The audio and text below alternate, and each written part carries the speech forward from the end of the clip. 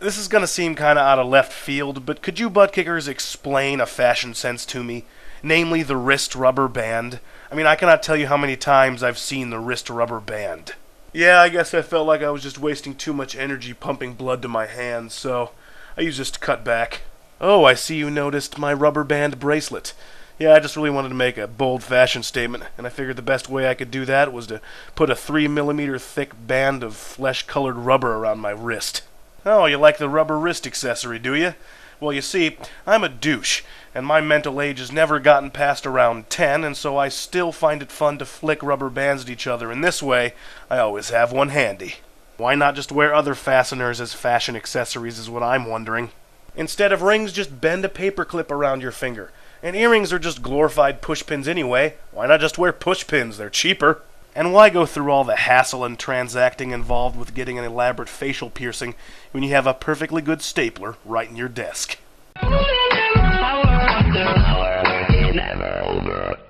Good afternoon, butt kickers. It's August 24, the 236th day of 2011, which means that 79 years ago today, Amelia Earhart became the first woman to fly across the United States non-stop.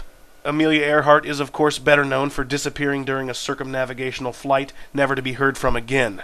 Personally, I think she's still up there, flying around, her plane fueled only by her ambitions, and she's going to land on the shores of North America in 2017 on her 120th birthday.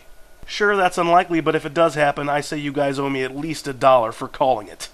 If you want to fly around the world non-stop, here are a few tips to get you started. First off, make sure you're not a pig. If you're a pig, then I hate to break it to you, but you cannot fly, and I very much doubt you'll be able to anytime soon. Also, if you're a bird, well, good for you. You're better equipped than most for flying around the world, but if you do manage to do it, no one's really going to care. Basically, the ideal species for you to be is human. Of course, the ideal species to be is always human. Second, get some publicity. Really, there's no reason to do something like this if you're not going to get some well-deserved media attention.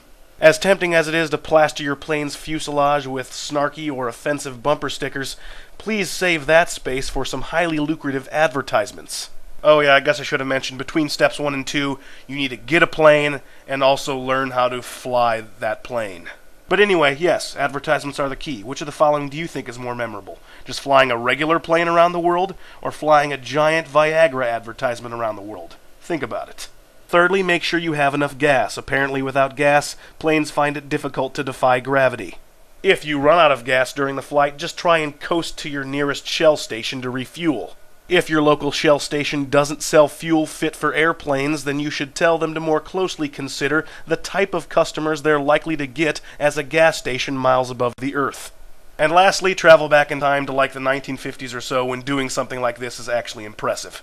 I think we should come up with new, fun, and challenging methods of circumnavigation for the 21st century, like hopscotching across the globe, or recumbent bicycling across the globe. I say we need a butt kicker in the circumnavigation record ranks, so quit sitting there and get to it. Until tomorrow, I'm Griff, and I'm still talking.